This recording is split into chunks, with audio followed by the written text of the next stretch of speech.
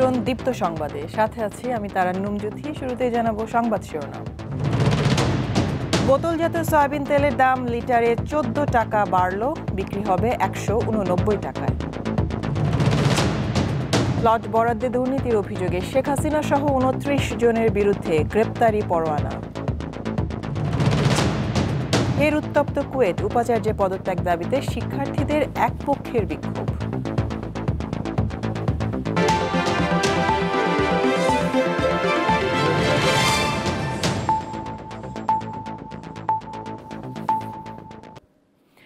অবশেষে ব্যবসায়ীদের প্রস্তাব অনুসারে সয়াবিন তেলের দাম বাড়িয়েছে সরকার।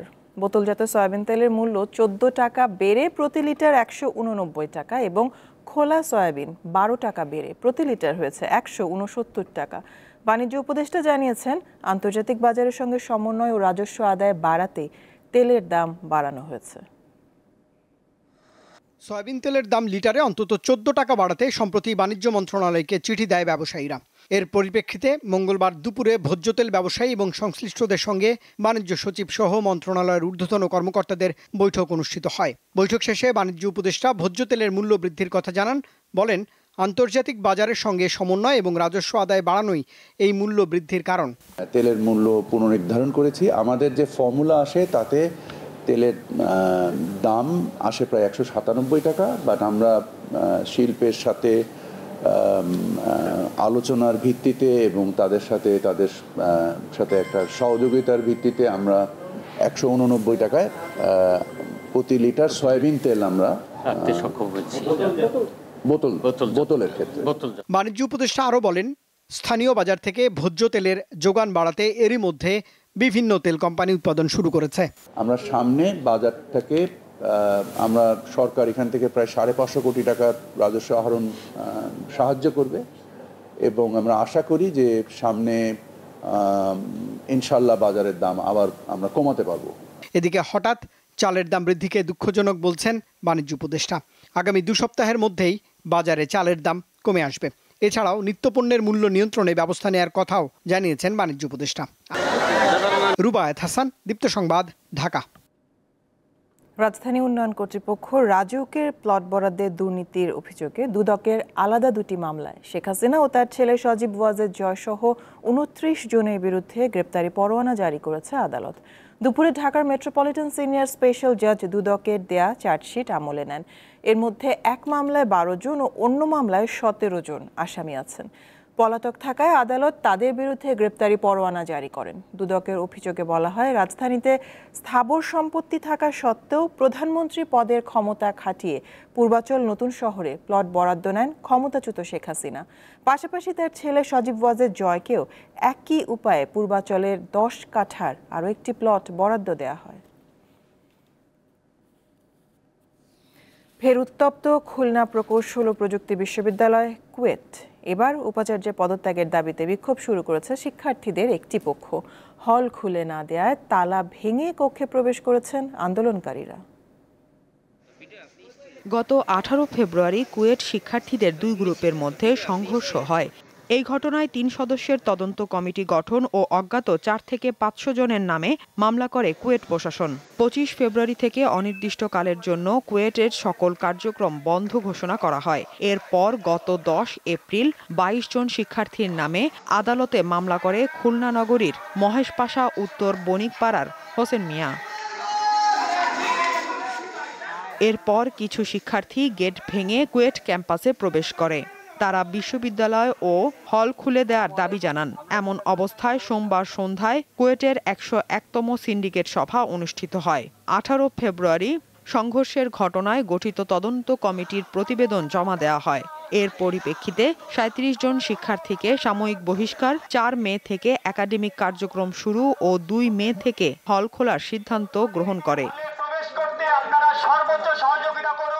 সিন্ডিকেটের সিদ্ধান্ত বর্জন করে শিক্ষার্থীরা মঙ্গলবার থেকে 6 দফা দাবির পরিবর্তে উপাচার্যের পদত্যাগের 1 দফা দাবি নিয়ে আন্দোলনে নামে। তারা হলের তালা ভেঙে ভেতরে প্রবেশ করেন। আন্দোলনে সমর্থন দেওয়ার জন্য কুয়েট শিক্ষকদের প্রতি আহ্বান জানান শিক্ষার্থীরা। হলে পানির সাপ্লাইটা এবং ওয়াইফাই এগুলো সুযোগ সুবিধাগুলো বন্ধ করে দিয়ে আমাদেরকে জোরপূর্বক হল থেকে বাধ্য করেছে। আমাদের অনেক শিক্ষার্থী ভাই বোনেরা এখানে একদম প্রশাসনিক বিল্ডিং এর সামনে খোলা রাস্তার মধ্যে ঘুমাতে হয়েছে, কিন্তু এই জিনিসগুলোকেও কোনোভাবে প্রশাসন তাদের কর্ণপাত করে নাই। ধারণা করতেছি সেখানে আমাদের আন্দোলনকারীদের নামও দিয়ে দেওয়া হয়েছে, কারণ প্রশাসন আমাদের এখন পর্যন্ত আমাদের প্রতি সহযোগিতামূলক আচরণ করে নাই। কুয়েট উপাচার্য আন্দোলনরত শিক্ষার্থীদের অভিযোগ প্রত্যাখ্যান করেছেন। এটা বেআইনি কাজ করেছে, ধরেন ছাত্র শিক্ষক হয়তো আমাকে বলতে পারে, কিন্তু আমার অবহিত করার একটি জায়গা, সেটা হচ্ছে সিন্ডিকেটে। মানে আমার অবস্থানটা হচ্ছে আমাকে সিন্ডিকেট যা বলবে আমি ঠিক ওইটা এক্সিকিউট করব। সিন্ডিকেট ৩৭ জনকে বহিষ্কারের সিদ্ধান্ত নিলেও কোন কোন শিক্ষার্থীর বিরুদ্ধে শাস্তিমূলক এই ব্যবস্থা নেওয়া হয়েছে এবং তাদের বহিষ্কারাদেশ কত দিনের জন্য এসব তথ্য জানা যায়নি। দীপ্ত, বার্তাকক্ষ। বৈষম্য বিরোধী আন্দোলনে সাভারের আশুলিয়ায় ৬ মরদেহ পোড়ানোর মামলায় পুলিশের সাবেক ৩ কর্মকর্তাকে কারাগারে পাঠিয়েছে ট্রাইব্যুনাল। এই মামলার তদন্ত চলতি মাসে শেষ হবে বলে জানিয়েছে প্রসিকিউশন। এদিকে অপহরণ ও গুমের মামলায় র্যাবের সাবেক কর্মকর্তা মোহাম্মদ সোহায়েলকে হাজির করার নির্দেশ দিয়েছে আদালত। ছাত্র জনতার আন্দোলন চলাকালে গত বছরের ৫ আগস্ট সাভারের আশুলিয়ায় ৬ শিক্ষার্থীকে গুলি করে হত্যার পর তাদের মরদেহ পুলিশের ভ্যানে তুলে পুড়িয়ে দেওয়ার অভিযোগ ওঠে। এ ঘটনায় মানবতা বিরোধী অপরাধের মামলায় অভিযুক্ত ৩ জনকে মঙ্গলবার আন্তর্জাতিক অপরাধ ট্রাইব্যুনালে হাজির করা হয়। তারা হলেন ঢাকা জেলার সাবেক ২ অতিরিক্ত পুলিশ সুপার আব্দুল্লাহ কাফি ও শহীদুল ইসলাম এবং ডিবির সাবেক পরিদর্শক আরাফাত হোসেন। শুনানি শেষে ট্রাইব্যুনালের চেয়ারম্যান বিচারপতি গোলাম মর্তুজা মজুমদারের নেতৃত্বে ৩ বিচারপতির বেঞ্চ আদেশ দেয়। পুলিশ এখানে নিষ্ক্রিয় ভূমিকা পালন করেছে এবং আক্রমণাত্মক অবস্থায় এরাই ছিল এবং এরা গুলি করেছে, এদের গুলিতেই মারা গেছে, শহীদ হয়েছে। কাজী এরা হচ্ছে মূল পারপেট্রেটর এবং যারা ফ্যাসিলিটেট করেছে তদন্ত করে আমরা তাদের নাম অবশ্যই আনব। একই দিনে প্রসিকিউশনের আবেদনের পরিপ্রেক্ষিতে আদালত র্যাবের আইন ও গণমাধ্যম শাখার সাবেক পরিচালক মোহাম্মদ সোহায়েলকে ১৮ জুন ট্রাইব্যুনালে হাজির করার নির্দেশ দিয়েছে। যে জনৈক গোলাম মর্তুজা মাহিন ধানমন্ডি থেকে পিক করা হয় এবং তাকে সাথে সাথে জমটুপি পরিয়ে নিয়ে যেয়ে ৪৭ দিন আটক রাখা হয়, আয়নাঘরে রাখা হয়, নির্যাতন করা হয়, উল্টো করে ঝুলিয়ে রাখা হয়। র্যাবের উনি কর্মকর্তা ছিলেন এবং নির্যাতনের সাথে উনি সরাসরি জড়িত ছিলেন। ২০২২ সালে মোহাম্মদ সোহায়েল রিয়ার অ্যাডমিরাল পদোন্নতি পান। হত্যা, গুম সহ বিভিন্ন অভিযোগ ওঠায় গত বছর তাকে বাধ্যতামূলক অবসরে পাঠায় নৌবাহিনী। পরদিন আলোচিত এই কর্মকর্তাকে গ্রেপ্তার করা হয়। আজিজুল ইসলাম, দীপ্ত সংবাদ, ঢাকা। যুক্তরাষ্ট্রের প্রেসিডেন্ট ডোনাল্ড ট্রাম্প দায়িত্ব নেয়ার পর দেশটির ২ ডেপুটি আন্ডার সেক্রেটারি প্রথম দ্বিপাক্ষিক সফরে ঢাকা আসছেন। ৩ দিনের সফরে বুধবার ভোরে ঢাকায় পৌঁছানোর কথা রয়েছে তাদের। এই সফরে বাংলাদেশের সংস্কার এবং গণতান্ত্রিক উত্তরণ, ট্রাম্পের পাল্টা শুল্ক আরোপ, রোহিঙ্গা সংকটের সহায়তা এবং মিয়ানমারের পরিস্থিতি সহ ঢাকা ওয়াশিংটন সম্পর্কে নানা বিষয়ে আলোচনা হতে পারে। বুধবার প্রথমে ঢাকায় পৌঁছাবেন দক্ষিণ ও মধ্য এশিয়া বিষয়ক উপসহকারী পররাষ্ট্রমন্ত্রী নিকোল চুলিক। পরে আরেকটি ফ্লাইটে আসবেন পূর্ব এশিয়া প্রশান্ত মহাসাগরীয় অঞ্চল বিষয়ক উপসহকারী পররাষ্ট্রমন্ত্রী অ্যান্ড্রু হেরাপ। বাংলাদেশে অ্যান্ড্রু হেরাপের সফরসঙ্গী হিসেবে মিয়ানমারে নিযুক্ত ভারপ্রাপ্ত মার্কিন রাষ্ট্রদূত সুসান স্টিভেনসনের যোগ দেওয়ার কথা রয়েছে। সফরকালে তারা অন্তর্বর্তী সরকারের পাশাপাশি রাজনৈতিক দলগুলোর সঙ্গেও বৈঠক করবেন। বর্তমান সময়ে অনলাইনে প্রতারণা বা স্ক্যাম একটি ভয়াবহ সমস্যা হয়ে দাঁড়িয়েছে। প্রতারকরা ওয়েবসাইট খুলে বেশি মুনাফার লোভ দেখিয়ে সাধারণ মানুষের কাছ থেকে হাতিয়ে নিচ্ছে বিপুল পরিমাণ অর্থ। দীপ্ত টিভির অনুসন্ধানে তেমনই বেরিয়ে এসেছে পোল্ট্রি খাত নিয়ে প্রতারণার এক চিত্র। ক্রমেই বিস্তৃতি হচ্ছে অনলাইন মাধ্যম, সেই সঙ্গে বাড়ছে প্রতারণার জাল। জুয়া, অনলাইনে চাকরি ও বিনিয়োগের লোভ দেখিয়ে কারি কারি টাকা হাতিয়ে নিচ্ছে কিছু অসাধু চক্র। বিভিন্ন সামাজিক যোগাযোগ মাধ্যম ব্যবহার করে চলে এসব কার্যক্রম। তেমনই জনপ্রিয় এক যোগাযোগ মাধ্যম ফেসবুকে হায়ারচুয়াল নামের একটি পেজে চলছে পোল্ট্রি খাত নিয়ে প্রতারণামূলক কার্যক্রম। অল্প সময়ে বেশি মুনাফার লোভ দেখানো প্রতিষ্ঠানটির একটি ওয়েবসাইট লিঙ্ক সহ সন্দেহজনক পোস্ট সামনে আসে দীপ্ত টেলিভিশনের। পেজটিতে ঢাকা অফিসের ঠিকানা ও মোবাইল নম্বরের পাশাপাশি যুক্তরাষ্ট্রের একটি ঠিকানাও রয়েছে। বাংলাদেশের সিম ব্যবহৃত হোয়াটসঅ্যাপ নাম্বারও পাওয়া যায়। এবার গ্রাহক সেজে যোগাযোগ করলে শুরুতেই বিভিন্ন অফারের সাথে বিনিয়োগের ওয়েবসাইটের লিঙ্কটি দিয়ে নিবন্ধন করতে বলা হয়। নিবন্ধন করে প্রবেশ করতেই দেখা মেলে বিনিয়োগ করার প্রজেক্ট।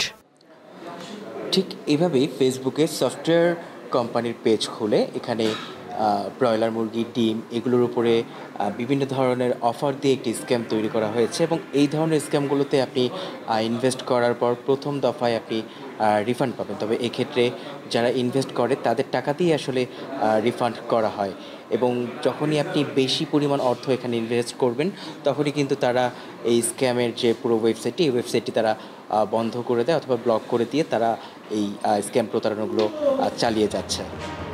এবার মোবাইল নম্বরে কল দিয়ে যোগাযোগের চেষ্টা। এক পর্যায়ে অফিসের ঠিকানা অনুযায়ী রাজধানীর গুলশান 1-এর স্টার সেন্টার ভবনে গেলেও মেলেনি কোনো অস্তিত্ব। ভবনের নিরাপত্তা কর্মীদের সাথে কথা বলে জানা যায় ওই নামে কোনো অফিস সেখানে নেই। আমি 3.5 বছর ধরে কাজ করতেছি, এই ধরনের কোনো অফিস আমি দেখিনি। আমি আসার পরে জাইনেক্স নামের একটা অফিস ছিল, ওরা চলে গেছে। চলে যাওয়ার পরে এই সাউথ পয়েন্টে এরা আসছে, এই 6 মাসের মতো হয়েছে।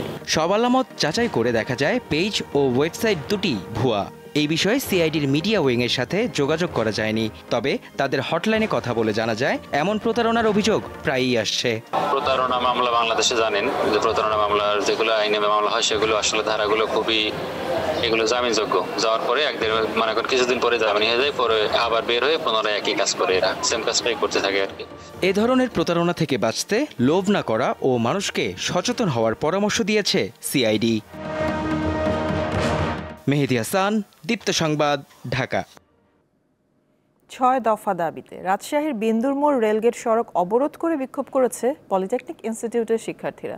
2.5 ঘন্টা পর প্রশাসনের আশ্বাসে সড়ক ছেড়ে দেয় তারা। দুপুর 12টা থেকে মহানগরীর রেলগেট এলাকা অবরোধ করে রাখে শিক্ষার্থীরা। এ সময় ওই এলাকায় যানবাহন চলাচল বন্ধ হয়ে যায়। এতে রাজশাহী পলিটেকনিক ও রাজশাহী মহিলা পলিটেকনিক ও সার্ভে ইনস্টিটিউট সহ বেসরকারি পলিটেকনিক ইনস্টিটিউটের ছাত্রছাত্রীরা অংশ নেয়।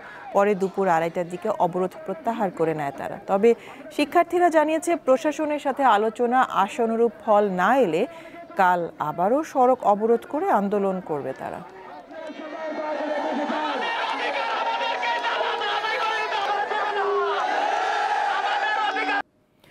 সিঙ্গাপুরে সাধারণ নির্বাচন অনুষ্ঠিত হবে আগামী 3 মে। প্রত্যাশা করা হচ্ছে জনগণ আবারও ক্ষমতায় ফেরাবে বর্তমান শাসক দল পিপলস অ্যাকশন পার্টি পিএপিকে। ব্রিটিশদের কাছ থেকে 1959 সালে স্বায়ত্তশাসন পাওয়ার পর থেকে প্রতিটি নির্বাচনেই বিজয়ী হয়ে আসছে পিএপি। 1965 সালে স্বাধীনতা লাভের পর থেকে এখন পর্যন্ত মাত্র 4 জন প্রধানমন্ত্রী পেয়েছে সিঙ্গাপুর। তারা সকলেই পিএপির প্রার্থী ছিলেন। প্রথম প্রধানমন্ত্রী ছিলেন লি সিয়েন লুংয়ের বাবা লি কুয়ান ইউ। তিনি আধুনিক সিঙ্গাপুরের প্রতিষ্ঠাতা হিসেবেই পরিচিত এবং 25 বছর দেশ পরিচালনা করেন। 735.7 বর্গ কিলোমিটার আয়তনের দেশ সিঙ্গাপুরের জনসংখ্যা 60,40,000। দেশটির পার্লামেন্ট 1 কক্ষ বিশিষ্ট এবং এর মোট আসন সংখ্যা 115টি।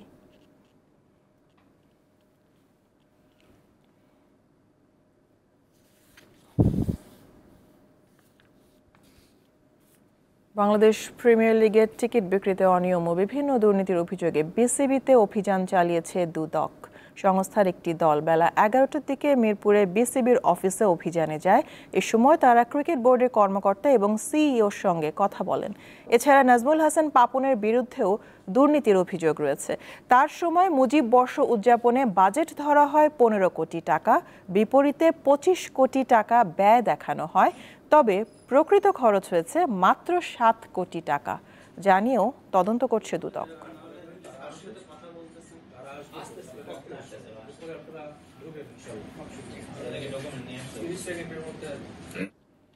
শেষ করবো এখনকার দীপ্ত সংবাদ শিরোনামগুলো জানাবো আরো একবার। বোতলজাত সয়াবিন তেলের দাম লিটারে 14 টাকা বাড়লো, বিক্রি হবে 189 টাকায়। প্লট বরাদ্দে দুর্নীতির অভিযোগে শেখ হাসিনা সহ 29 জনের বিরুদ্ধে গ্রেপ্তারি পরোয়ানা। ফের উত্তপ্ত কুয়েট, উপাচার্যের পদত্যাগ দাবিতে শিক্ষার্থীদের এক পক্ষের বিক্ষোভ।